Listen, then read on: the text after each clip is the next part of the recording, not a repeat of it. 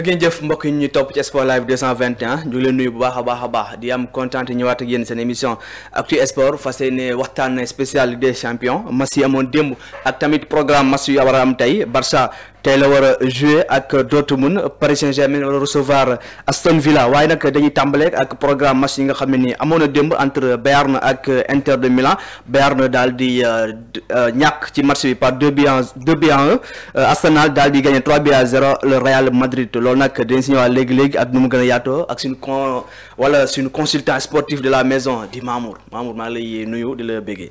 Abdourahmane maa ngi lay jaajëfal bu baax. di la béggee man tamit bu baax a baax di jaajëfal suñu mbokk internet yi nga xamante ne ñu ngi ñuy bàyyi xel saa su nekk fii ci biir Sport Live 221 fas yéene ànd ak moom rek waxtaanee lépp luy jëm si wàllum actualité sportive. très bien dañuy tàmbalee waxtaan bi ak le match bi nga xam ne doxoon na diggante Inter de Milan ak Bayern. Inter daal di gagné 2-1 mu nekk tamit une surprise wala. Ouais, surprise hein, parce que man je pensais que le Bayern Munich allait avoir un résultat positif ci bi le match. waaye nag démb am na question boo xamante ne posé naa ko mooy que vaut le Bayern sans Jamal Musiala.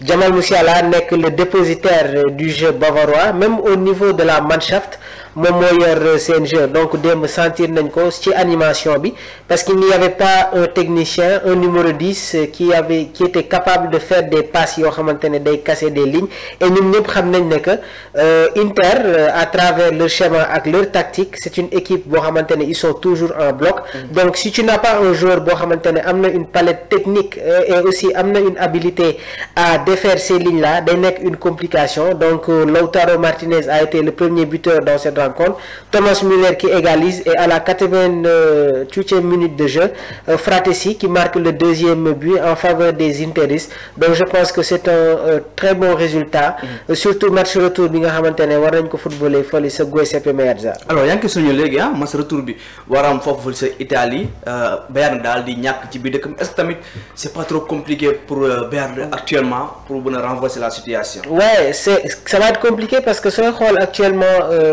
Inter de Milan mooy le meilleur club actuellement dans le championnat italien et cela se confirme sur les performances yi nga xamante ne ñi ngi koy amal en Série A waaye tamit en Ligue des Champions. léegi nag soo demee fekk si une équipe comme le Bayern Munich qui est resté invaincu pendant plusieurs matchs si biir Allianz Arena nga ñëw fekk si ko fa dóor ko fa dalay war nekk tey jii nii voilà jël nañu une très bonne option pour le match retour boo xamante ne ça va être compliqué pour les Bavarois on est dans le football waaye nag jouer actuellement avec une équipe comme Inter c'est très compliqué sur la discipline tactique sur les schémas c'est une équipe boo xamante ne c'est bien structuré donc ça va être un match très compliqué du côté des Bavarois. très bien dañu jàll ci beneen match bi aussi bu doxoon diggante Arsenal ak Real de Madrid Arsenal daal di gagner 3-0 ñu commencer par côté du Real. bon j'avais dit qu'il y aurait un résultat positif pour les Gunners mais gaw ma ne woon ne que Arsenal dina gagner Real de Madrid sur le score de 3-0 léegi nag peut-être am na benn facteur boo xamante ne on n'en parle pas mooy dans la première mi-temps le Real a eu des occasions pour prendre les devants dans cette rencontre et cela s'est confirmé par les occasions qu'a eu Kylian. Malheureusement il ne l'a pas transformé léegi nag vraiment dans le schéma tactique gis nañu aussi vraiment sur la discipline tactique Miguel Arteta a été à la hauteur face à Carlo Ancelotti léegi nag man je comprends pas encore une fois schéma bi nga xamante ne Carlo Ancelotti mi ngi koy insister foofu laa bëggoon ñu taxaw maamu ci schéma bi parce que tamit dëmb yaa ngi naan si Valverde joue comme latéral dina manquer une animation au côté wala au niveau du milieu de terrain te dem nañu ko sentir bu baax a baax ci match bi. parce que déjà il n'y a pas Chouameni. Oui. Peut-être sur côté technique on peut faire des critiques envers Aurélien Chouameni. Mais en termes de replacement défensif en termes d'impact physique Chouameni su fa nekkulee Valverde nekku fa gëw ma nekk un joueur comme Eduardo Camavinga ak Modric mën nañu indi un impact comme une équipe boo xamante ne mi ngi mel ni Arsenal. et ñun ñëpp xam nañ ne que force Arsenal day reposer wu sur leur milieu de terrain parce que quand on a Thomas Partey Declan Rice Odegaard c'est du très lourd. léegi nag mënoo am en face milieu de terrain bu mel ni noonu ngay indi milieu de terrain boo xamante ne Camavinga la ak Modric et ñoom ñaar c'est le même profil. Camavinga relayeur la il se projette Modric relayeur la donc li ma doon xaaral ni mooy Ancelotti mu indi un schéma à 3 avec Federico Valverde comme sentinelle parce que sooy seetaan match yi nga xamante ne Uruguay mi ngi koy jouer par moment s'il n'y a pas Bentancur des fois Valverde se retrouve comme sentinelle léegi nag sooy xool Ceballos moom moo doon occuper rôle boobu noonu mais avec sa blessure pour nga am un impact man je voyais beaucoup plus mu jël Valverde indi ko ci milieu terrain bi jël Lucas Vazquez joué loo ko comme arrière droit léegi tamit comment on peut prendre un joueur comme David Alaba qui est en manque de compétition joueur bi nga xamante ne ça fait un moment joué wul comme arrière gauche nga am Franck Garcia jël Alaba joué loo ko comme arrière gauche c'est problématique dafa waroon indi Lucas Vazquez Rudiger Alaba Franck Garcia léegi nag peut-être que moom mi ngi doon bàyyi xel sur état physique bu Bukayo Saka et cela s'est confirmé mais dans les duels on a vu que Alaba était un peu à la peine léegi pourquoi insister sur le schéma 4-4-2 jël Jude Bellingham football loo ko comme excentré gauche c'est problématique le Real a toujours eu un schéma classique c'est-à-dire soit c'est le 4-3-3 wala c'est le schéma en losange mais nag je vois que Ancelotti mi ngi insister ba tey sur ce schéma là ça ne marche pas léegi nag sur le match retour il faut pas que les Gunners ñu tomber dans le piège en termes de l'aspect communicationnel parce que sooy xool bi match bi jeexee les journalistes ont posé des questions aux joueurs de la Casablanca Kylian Mbappé Bellingham Vasquez Rodrigo ak Federico Valverde c'est le même discours ils ont insisté sur la remontada donc bu ñu bàyyee xel sur cet aspect communicationnel le Real de Madrid a des problèmes joué nañu contre Real Sociedad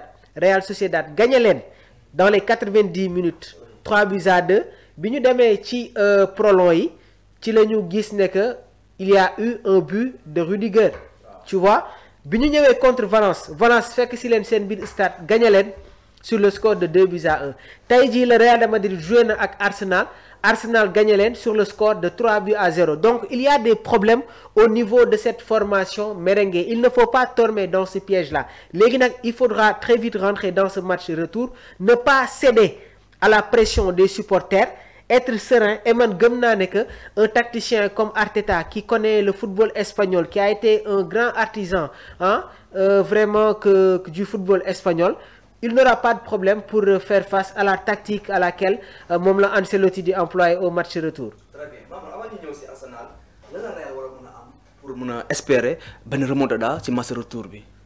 Le Real de Madrid attention tamit. Oui. Tout est possible dans le football. Oui. En 2005 si je m'abuse en Ligue des Champions. Milan AC menait na une équipe comme Liverpool. Ouais. 3-0 dans les 45 premières. On se rappelle de la génération des Kaka, Sidorf, Andrei Shevchenko, Maldini, Nesta, Cafu. Ils étaient tous là. Premier mi-temps 3-0. Deuxième mi-temps, un Liverpool amené par Steven Gerrard à l'époque, entraîné par seen coach bi voilà son nom mi may échappé ça va venir. Liverpool qui réussit à revenir au score 3 buts partout. Oui. Yóbbu ko série gagné ko. Wow. Rafael Benitez. C'est lui qui était le coach à l'époque donc c'est des choses yi nga xamante ne ça arrive dans le football le Real de Madrid a réussi des remontadas en Ligue des Champions et il faut savoir que ba tey il y a le mythe merengue qui s'installe et les joueurs du Real de Madrid se basent encore une fois se confortent sur ce mythe merengue pour faire peur à leurs adversaires mais suñu ñëwee exactement sur l'état de forme sur les schémas tactiques il faut savoir que le Real est à la peine waaye nag ñi ngi football ci stade boo xamante ne suñ ko tëjee tout peut arriver et c'est pas pour rien ñuy wax 90 minutes au Santiago. Oui. Donc si le Real aborde ce match-là dans les 15 premières mu réussir à marquer un but je pense que Abdourahmane ça peut être très compliqué pour le Real léegi nag si Arsenal prend les devants qu'est-ce qui va se passer man gëm naa ne que Arsenal doit continuer sur son jeu am la possession être à l'aise et aussi être très réaliste ci kanam très réaliste oui. Et ci biir équipe am nañu des joueurs yoo xamante ne ils connaissent le football espagnol parce que hier on a vu un Mikel Merino boo xamante ne c'est un relayeur ñu convertir ko comme second attaquant 10. Oui. Il a joué en Espagne, il connaît le championnat espagnol, plus précisément ci équipe bi nga xamante ne moom mooy la Real Sociedad. Oui. Martin Odegaard a été un joueur du Real, donc il connaît le football espagnol, mais dans le schéma tactique, dans la possession, on sent que tey jii ni structuration bi ñu ngi koy situer beaucoup plus du côté des Gunners. Léegi nag encore une fois, il ne faut pas tomber dans le piège de la communication. Et Real sooy xool ñi ngi commencer di mettre les points ci wàllu boobu noonu. Léegi nag il faut aborder ce match-là dans la sérénité, être réaliste pour pouvoir sortir le Real de Madrid. Et encore une fois may rappeler ne que le Real de Madrid n'a pas encore gagné une équipe comme Arsenal.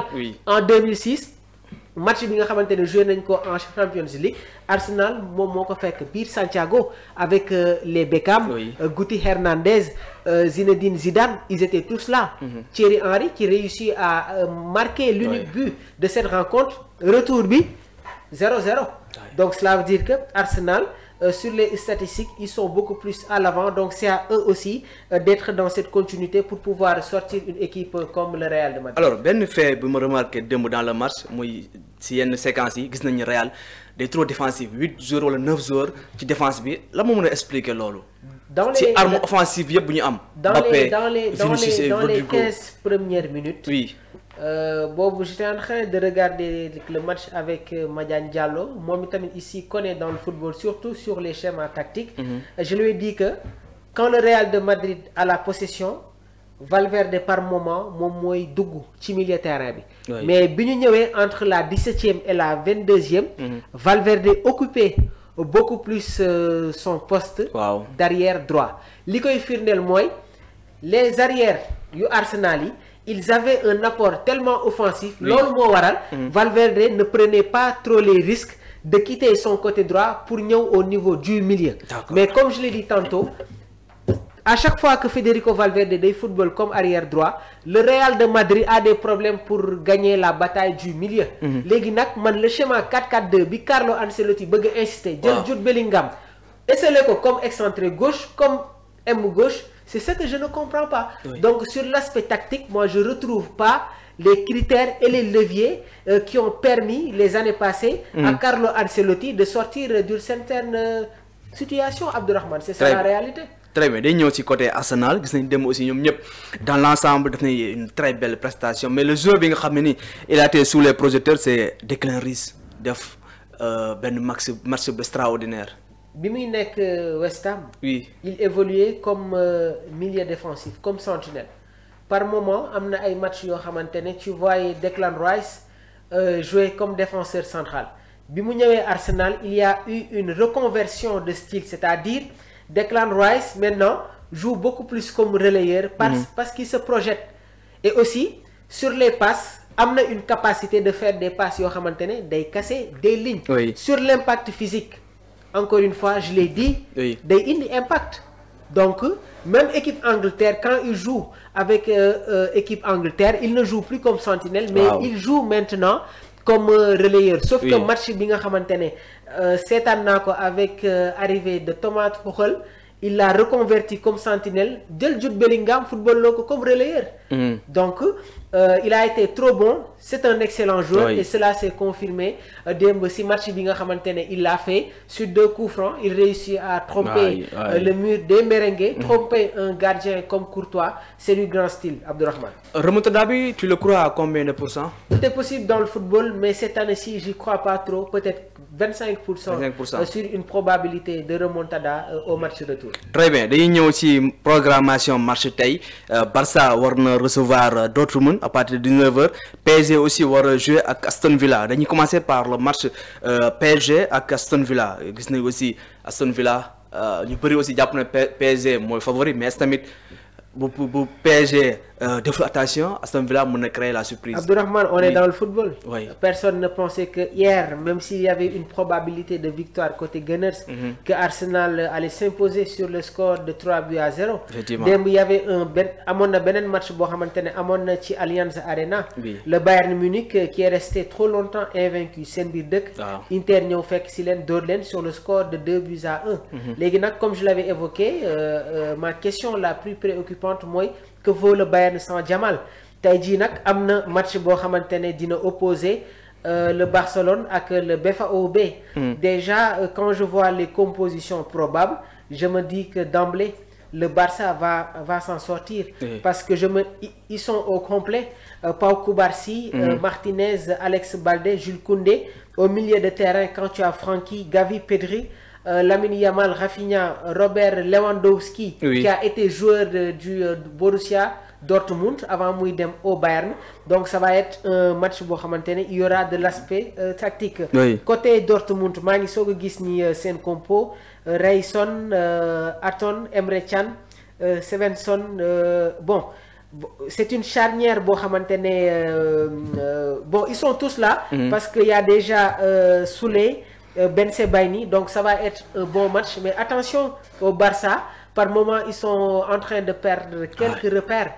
L'équipe catalane, sur les récentes sorties, si on fait un constat sur les matchs joués récemment, il y a une différence. Lamine Yamal est un peu à la peine, il faudra beaucoup se concentrer. Aujourd'hui, on commence à remettre en cause les performances de Rafinha. Lolo Mowaral, Hansi Flick day préférer ça jouer le Ferran Torres comme avançant ou excentré, mais le Barça est au complet. Il s'agit de la Ligue des Champions et ils sont capables de faire un excellent match et je pense que Taïdi à domicile, il y aura un résultat positif. Très bien. L'autre match aussi moi Aston Villa avec PSG, mu nek match bi nga xamné aussi amateur ñu ngi xaar bu baaxa baax. Ouais, ça va être aussi un match très compliqué, mais bon, le Paris Saint-Germain, peut-être aujourd'hui il n'y aura pas Marquinhos, mais sans Marquinhos, il y a Achraf Hakimi, Lucas Beraldo, William Pacho qui fait partie maintenant des cadres de la défense du Paris Saint-Germain, Nuno Mendes qui est en pleine forme, au milieu de terrain, ça ne change pas, Vitinha, Joao Venes, Fabian Ruiz, en attaque, il y a du feu, Ousmane Dembélé, Barcola avec Kvaratskhelia, donc ça va être un match compliqué. Du côté des Villains, ils sont au complet. En tout cas, dans le Paris Saint-Germain dispose de tous les pions pour pouvoir sortir une équipe d'Aston Villa, amenée comme Unai Emery, mais attention, il connaît le championnat français, il a été entraîneur du Paris Saint-Germain, donc ça va être un match tactique. Paris Saint-Germain n'a pas le dougou dans le match, marquer des buts pour pouvoir être très à l'aise dans la possession. Au niveau du milieu de terrain, quand tu as Camara, Tielemans, McGinn, il y aura de l'impact, mais encore une fois sur l'aspect tactique, c'est vrai que les joueurs de Luis Enrique sont beaucoup plus à l'aise. Très bien. Pronostic match Barça bi, le meilleur. Bon, peut-être deux buts d'écart pour le Barça aujourd'hui, de même que le Paris Saint-Germain. Je vois en tout cas aujourd'hui les équipes qui jouent à domicile s'imposer sur ces deux rencontres-là. Très bien, Mamour. Mais di la jaajëfal bu baax di rafetlu liggéey bi nga xamante ne yaa ngi koy amal fii ci biir Sport Live 221 di jaajëfal toute l'équipe de DKR 221. Donc di leen wax rek ngeen woy di abonné bës la cloche de notification pour recevoir tout ce qui est information. Merci beaucoup, Mamour. De remercier aussi Omar ak Ali yi nekkoon ci partie technique bi di remercier aussi sur internet Sport Live 221 lay jox demain rendez-vous pour ñu gën a ñëwaat tamit ci match yi nga xam ne ni am na ci mardi bi ak mercredi bi. Bonne fin de soirée.